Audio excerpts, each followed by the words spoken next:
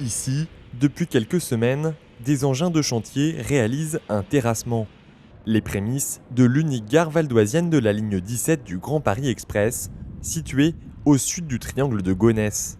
Un équipement qui doit sortir de terre d'ici 2028 et dont le porte-parole du gouvernement, Gabriel Attal, est venu constater l'avancée. La gare va servir depuis le départ des tunneliers, logiquement l'an prochain, si nous n'avons pas de suspension des travaux.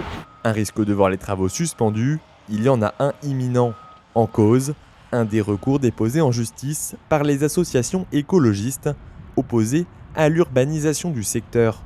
Pas de quoi inquiéter Gabriel Attal, venu réaffirmer la volonté de l'État à réaliser le projet. On a une détermination absolue à continuer à avancer et que, encore une fois, je crois que on attend la décision de la Cour administrative d'appel, mais il me semble que si décision entre guillemets négative il devait y avoir, ça serait pour des raisons de forme, d'études d'impact pas suffisamment motivées et pas pour des raisons de fond.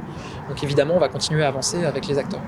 Un soutien du porte-parole du gouvernement qui rassure une nouvelle fois les élus.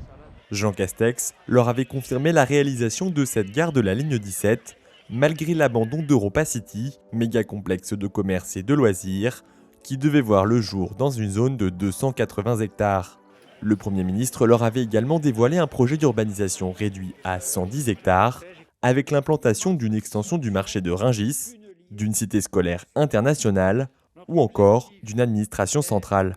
Lorsque le Premier ministre était venu le 7 mai, j'avais eu l'occasion de le dire, à partir du moment où l'État, la région, le département, la communauté d'agglo et les villes travaillent dans le même sens, on peut avoir l'espoir de voir les projets sortir. Et là, on a la confirmation de l'implication du gouvernement, du Premier ministre.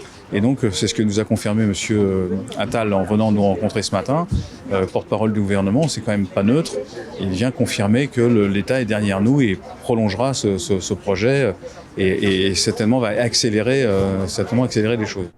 Pour Bernard Loup, opposé à cette urbanisation et à l'origine du recours, qu'importe la décision de la justice, sa lutte va se poursuivre. Sur le triangle aujourd'hui, il n'y a rien. Il n'y a que la gare. Il n'y a que le permis de construire de la gare, donc ça reste une gare en plein champ.